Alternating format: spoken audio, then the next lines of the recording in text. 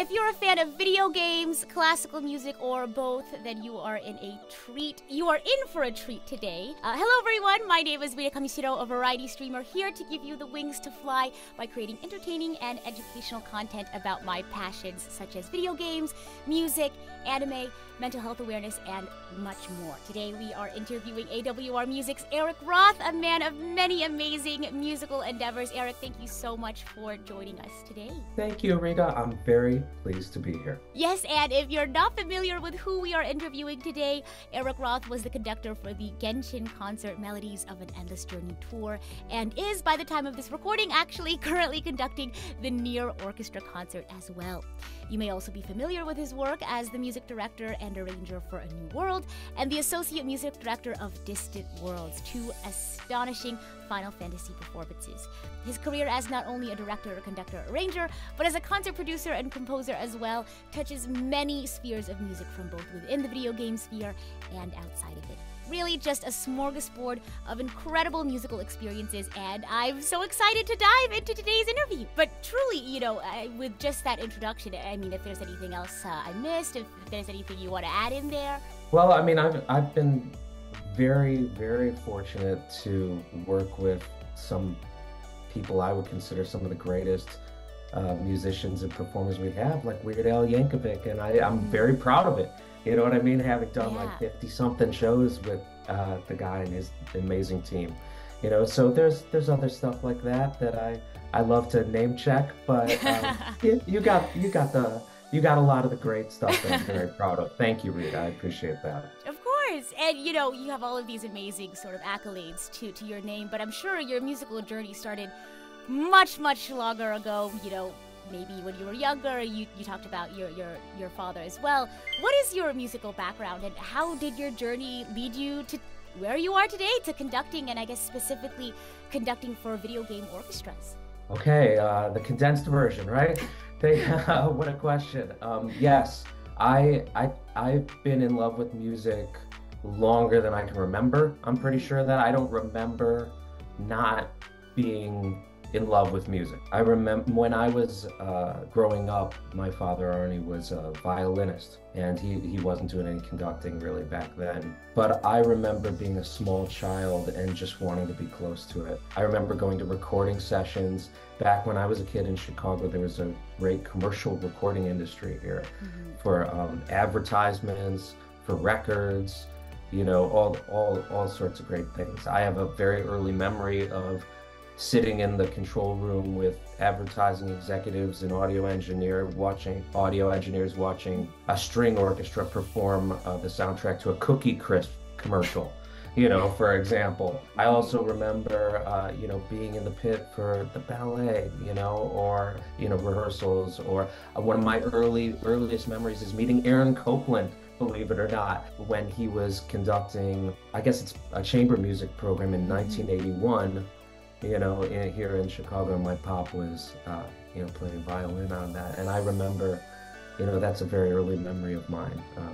It's vivid, actually, in my mind's eye, meeting him, believe it or not. But so that's the very early stuff. I, came up just loving music and finding my way, playing with friends, taking lessons. It's an amazingly privileged background to have been around professional music and professional musicians, since the very beginning. Like watching an amazing musician like my father do so much variety, with performing, and then eventually like finding his way to all sorts of other things, doing these Barbie straight to DVD scores, animated scores, and getting into conducting, and hooking up with Nobu Uematsu and like all that stuff. I mean, it's, so I think of my background as incredibly privileged in that way. Yeah, I mean, who's luckier than me? So I guess eventually,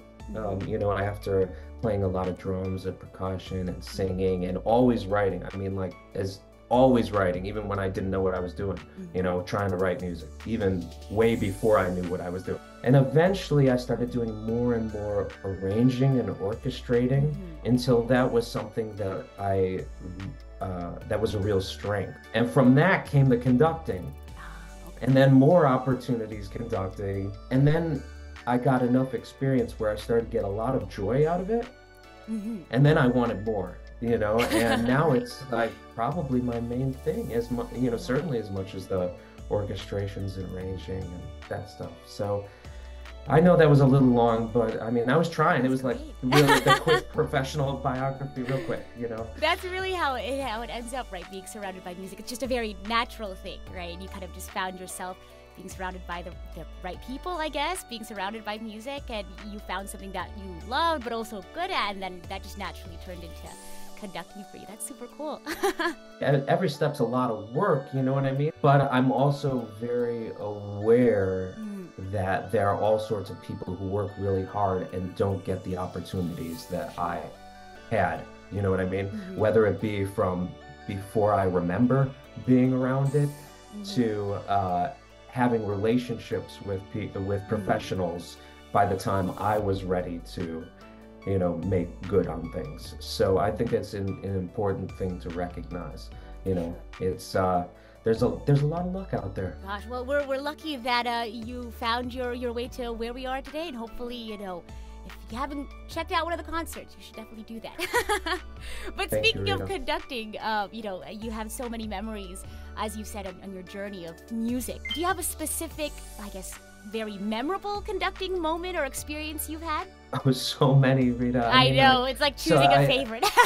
No, I mean, it's, there have been like incredible experiences, is I guess how I would put it. And I feel like I'm learning new things every time, I ever get in front of, a group of terrific musicians.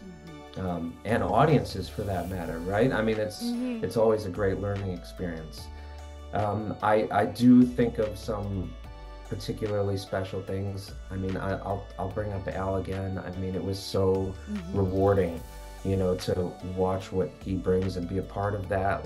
And it was an incredible learning experience in watching somebody at the top of their craft leave everything out on the stage every night. I found that very inspiring, and vindicating as an approach.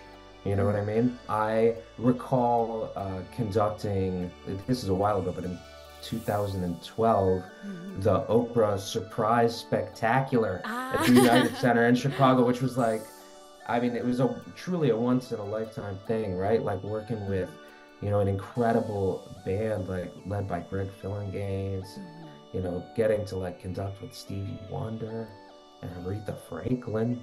I mean, and so many other people, Kristen Chenoweth, and it was a really, I mean, I'll never forget. I mean, it was like that kind of thing. There's just so much stuff. I mean, in October, flying to Singapore with no notice and, doing my one Distant Worlds hit so far was I'll never forget that. I mean, that was incredible to go, halfway around the world and get to work with, great musicians and do this thing out of nowhere. And it was great. I mean, out of nowhere. I mean, it was through the charts I had done, but, you understand what I'm saying. I could go on and on. I'm sorry, Rita. You're fine. I'm really... so lucky, and I take so much joy in so much of it that I could tell you about favorite things all day long. I'm sorry. No, you mentioned something about how you had a really awesome experience, I guess, learning from people at the top of their career. What are some, I guess, takeaways or learnings that you've had in the process of conducting, or what have been some of the more challenging parts of conducting for not just video game orchestras, but just over your career as a conductor? So much of it is about balance, doing the real-time calculus of how you're going to use a rehearsal, how much you're going to push people individuals you might have just met, or maybe from one other job or something like that together, how much it's worth leaving a little time at the end for morale purposes or for preparation purposes in the performance, digging deeper to find more energy so that you can ask for more, with your body language. There's the subtleties I'm always learning. How to use these experiences. There's always room for improvement. How is that? Sure. That's the way to put it. Do you find that this constant sort of finding room for improvement, or this constant like trying to find that balance? Do you find it as that? Do you find that that is one of the things about conducting you find fulfilling, or what sort of things in conducting do you find particularly fulfilling? Actually, I find the opportunity to be leading, a really big group, or even a smaller group of really accomplished musicians, inspiring, joyful. I feel incredible gratitude for each one of those opportunities. I don't need it to be more complex, even though it is extraordinarily complex, and rewarding on all sorts of levels. I can't get enough, Rita. Give me more music, you know what I mean? For sure. I want to be together with the vibrating air molecules, all of us, audiences, like, the community, musicians. I can't get enough. Oh, I totally understand how you feel. And it's just being able to experience music with other people making it, like being able to create something with other people and experience it with them. So I totally understand, of course, since you do conducting, but how do you think the experience is different, being in an ensemble as opposed to being on the podium? I assume you mean being in the ensemble when there is a conductor, right? Right, right. Yes. I think that, you don't have the same leadership agency. You can, as a section leader, have some leadership responsibilities, or, and there are times where the music calls for different individuals to assume leadership, just based on how the writing is and these sort of things. But the complexity of the role that you might play as an ensemble when there is a conductor, I mean, there's a non-finite, that's what I mean. There's a non-finite, number of ways for that to go down. And that's part of the beauty of it, right? I mean, it's like a puzzle. Is that, yeah, well, I mean, but it's even better, right? Because it's like a puzzle if it were a dynamic and growing entity. Right. How would you say your experience conducting classical or even pops orchestras or repertoires, how do you think is that different from conducting for a video game orchestra? Okay, well that's an interesting question. I don't think of it as really substantively different at all. There are some very practical differences, you know what I mean? And I'll just list a couple of them that come to mind immediately.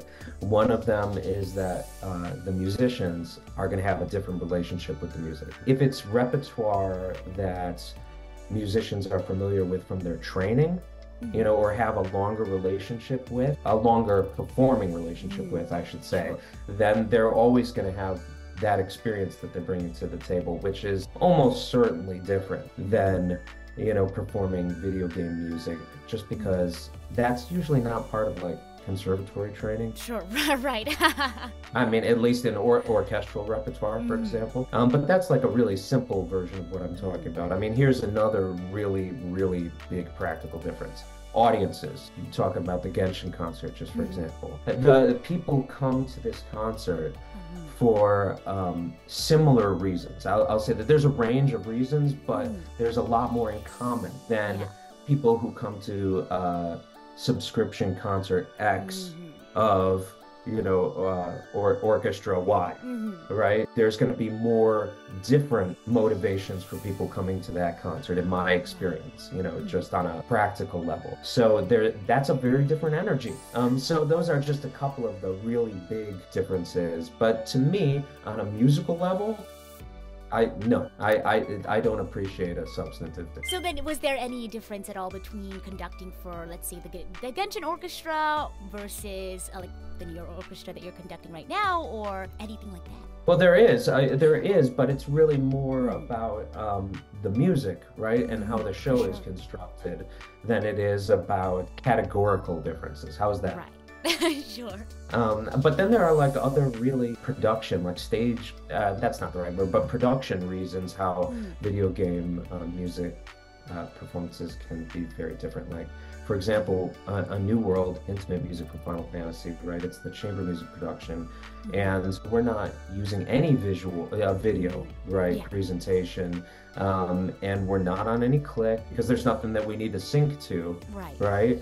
So it's really just the live chamber music experience, whereas in a multimedia kind of thing like the New York Orchestra concert or Genshin Concert, and we're using click and syncing to video. Distant worlds is what we sometimes call, for short, soft sync, right? In that there is sync with the video, but it's not time coded with click exactly, right? So there's some breathing with the music. There's a lot of complexity there about how the conductor interacts with that. But I'm just giving some examples of different ways that it might be structured. I actually wanted to take a second to ask if maybe if you'd love to explain for folks maybe who aren't familiar with what a click track is for, ensembles that play with a visual. I'm happy to. The way it works is that you can digitally marry, shall we say, or sync the duration of a video segment. We'll just use that example of media with dividing up the time with time points, which we'll call click. So the music is synced to the visual via these increments that you're actually hearing in a headphone, like a metronome if you chose to practice with one, for example. Yeah, that's the idea, is that way you can actually have really hard sync where the visual image changes and the sounds of the music are really in tight sync with that experience. Gosh, I really hope that was close to explaining it. I was able to get it. Yeah. I mean, I've had experience with it, like I've seen it before. So, but just in case for folks who haven't gotten a chance to. No, thank you. I appreciate you asking about that. I think I heard like someone in the audience behind me was like, "Why are they wearing earpieces?" or something like that. Oh gosh. But I wanted to ask, I guess this is my favorite question that I have today. As a fan of both classical music and Genshin, and well, I guess video games in general, I would love to know, do you have a favorite piece from the Melodies of an Endless Journey program? I have multiple favorites. You're more than welcome to share which one, the multiple. I'm so bad at remembering titles, so I brought my visual aid to make sure that I didn't start telling you the wrong thing, right? Sure. Here's a couple themes, right? The Liyue theme. Oh, I dig Treasury from the Northland. Oh, right? For sure. Those are some of my favorites. The Kodo feature ones. Right. I have to be honest. Like, those are the ones that I really think go hard. For sure. There was actually, I thought one of my favorite parts of the experience was, I think specifically there were two like battle themes, and you were up there on the podium, you were dancing. I mean, it's I feel it, Rita. You know what I mean? Yeah. And I'm gonna get a little American music history here, but I'm gonna paraphrase Coleman Hawkins, the great Coleman Hawkins, who expressed the sentiment famously that if it doesn't make you feel something, what's the point? Yeah, exactly. Oh my gosh, I think it was specifically a piece. It was sort of in the first, I think it was the first movement. The Nation of Mondstadt, I believe, and it was the Dragons battle music, and you guys were all on fire on the stage, and it almost like took me back to when I first experienced that battle, kind of sort of the stress and the of battling it. And I think that's the beautiful thing about music, is that it can take you back to different memories, and it can really make you like feel things too. So I totally get what you mean. I like how you describe that, because that talks about the success of the program, the program music, right, of Genshin Impact. You actually do think, have those associations with the music, and it's not just the visual image or whatever, but it's your experience, and it's all these things, together, and that's cool, right? That's successful to me. Yeah. And I think that's the beauty of live music too. I think a lot of people think, oh, if I'm going to listen to music, I'll just listen to a CD or I'll play the game. But if you want to experience it with other people and share that experience with them, and like get to hear the musicians breathe, and have a different experience every single time, have your own unique experience sitting in the auditorium or whatever venue you have. I think that's the beauty and the charm of live music. What do you think? I agree strongly. It's about community. It's about being together, right? It's never gonna be, it's, can you put your hand in the same river twice stuff, right? it's always going to be different, and it's always going to be a unique experience. There's only one way things happen, right? Absolutely. Gosh, but I guess speaking broadly in terms of experience, would you like to tell us more about your experience working on the Melodies of an Endless Journey concert? I know that's kind of a broad question, but any sort of fun, interesting experiences you'd like to share with audiences? I mean, the music is really demanding. It is really challenging music.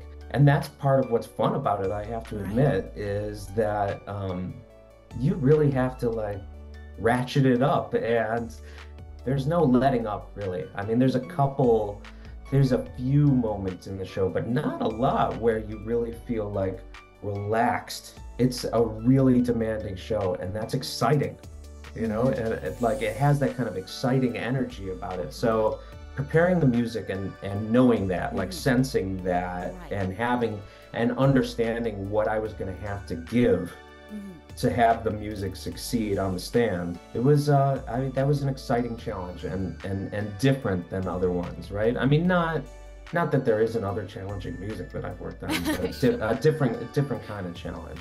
There's a lot of mixed meter stuff, a lot of variety, you know, a lot of, you know, you talked about it, music that's derived in ways from different musical traditions, right? I mean, from each other, different from one another, and like speaking to the variety. And I just, I think that was a rewarding challenge about it. Yeah, how's that? Yeah, I mean, I'd love to dive more into sort of, you mentioned preparing the pieces, and the program itself was rather difficult. Was difficult the word you used? Sorry, I have a bad memory. Challenging, I think, or demanding, maybe. Yeah. So, is there any specific ways that you prepared to conduct for, I guess, you know, Melodies of an Endless Journey, or maybe any video game orchestra? I remember we had a conversation before you started in Carnegie, how you're not really like a video game player, you were more of like a video game enjoyer or watcher growing up. So how do you prepare for, I guess, really getting into the experience of a video game? Do you listen to the music a bunch? You know, do you watch people play the games? What do you do? Well, I do each of those actually. I'll check out, you know, whether it's people I know or just experts who are, you know, providing the footage on public forums. How's that? You know, I will check that out, you know, to get a feel for things. Like you were saying when we were talking before, I just, you know, I have a problem, a music problem, right? You know, I don't want to learn you know, to be great at the game. I want to watch you be great at the game and let me enjoy all this stuff, you know?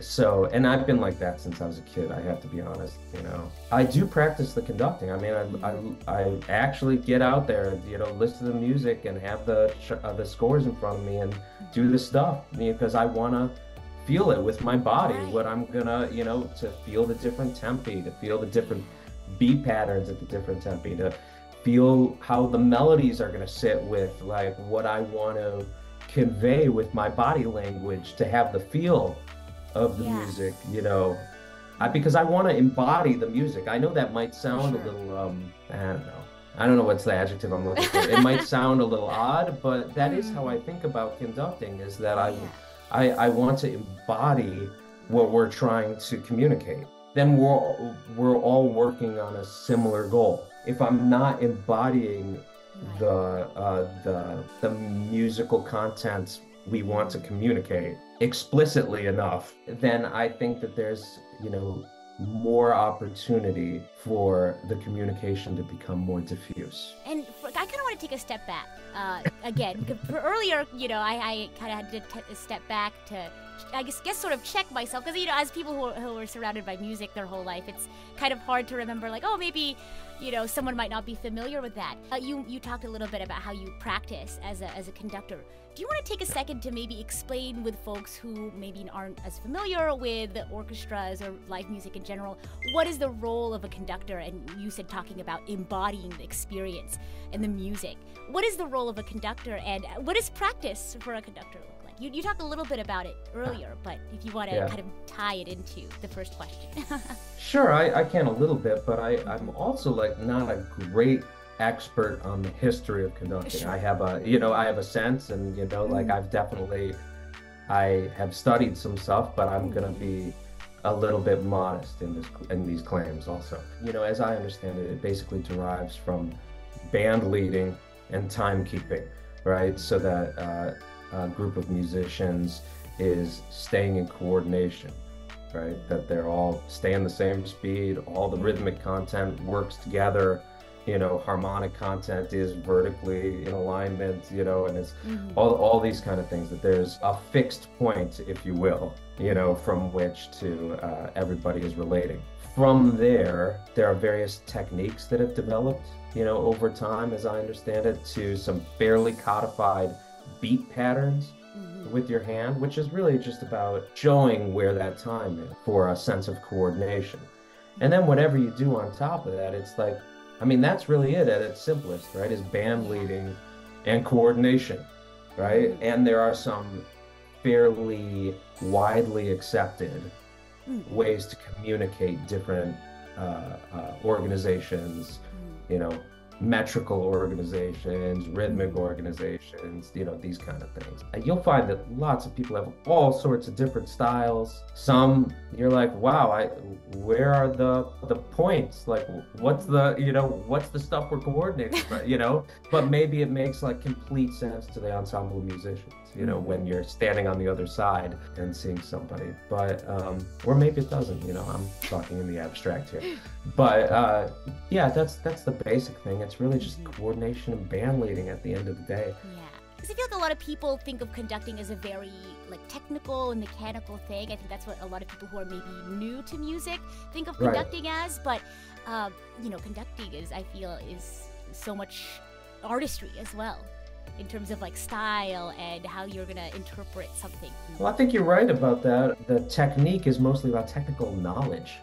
You know what I mean? It's about musical knowledge and understanding, so that you're looking at a full score of, you know, it could be like 70 musicians in real time, and process the information in a meaningful way, that you can in real time do things with your body language to make adjustments and express different things, whatever. You know, so there's the complexity and technique. The artistry is, I guess, about the fusion, right?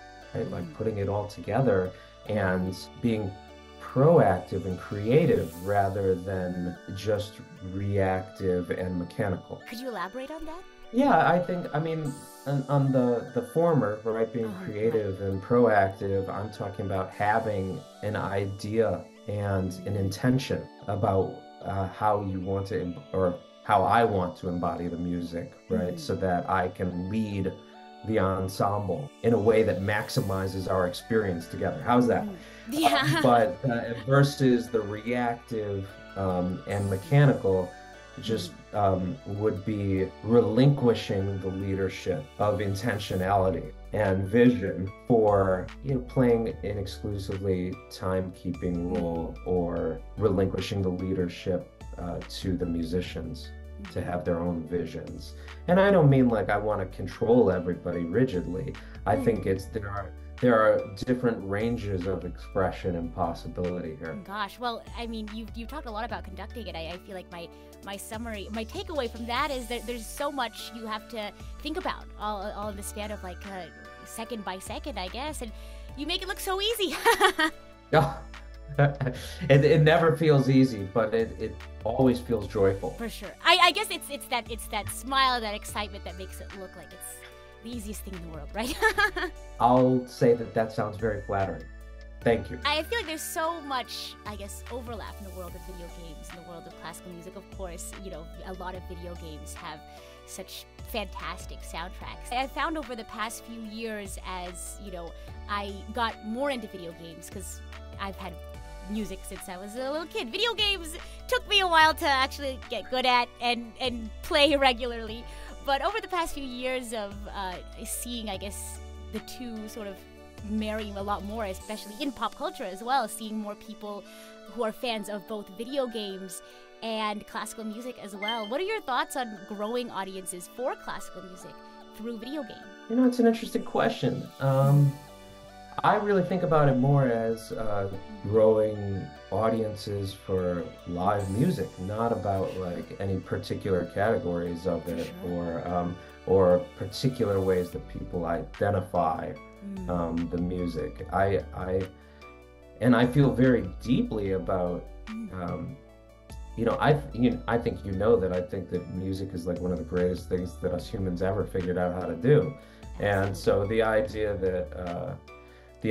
of dedicating more resources towards it, more energy, more attention, I think like we're all going to be better off. I believe that, so I do think of it in those terms as like growing those kind of audiences have great benefits for everybody. But I definitely don't think of it as like, let's steer from here to here. You know what I mean? I think there's just great opportunity for all of us, to a lot more inclusive about our live music appetites. Absolutely. Yeah, no, like jazz music, rock music, fusions of all of those kinds. I think some of my favorite soundtracks are huge. I feel like I have the kind of playlist where it's like you press skip and you never know what you're gonna get, Well, I'm a big fan of shuffle, I love it. You just put the whole library in shuffle and, and enjoy the surprise. Oh my goodness. But I want to thank you so much for joining us today. I think a lot of folks, whether they're fans of video games or music, maybe they're new to the world of live music as well, I think folks will have a lot to learn and glean from this interview as well. And it was just an absolute pleasure getting to know you as well and learning about your musical experiences today. I guess before we start wrapping up, is there anything else you'd like to share with those watching, whether they're fans of video game music, live music, they're new to the sphere of live music or not? Anything you want to share with the audiences out there? Well, I'll start by just saying, thank you for inviting me on. It's really flattering and lovely to talk with you about these topics that I care very much about, so thank you for the forum. I appreciate that. And I'll also say that it is so special to me that we get together and have these experiences. It's one of the greatest things, like I said, that us humans get to do together. I have so much appreciation for those experiences, and I'd like to encourage everybody to join the community and participate together. You know what I mean? Let's just do it more, because I think we're all going to be better off the more music we have in our life, and the more music that we experience together.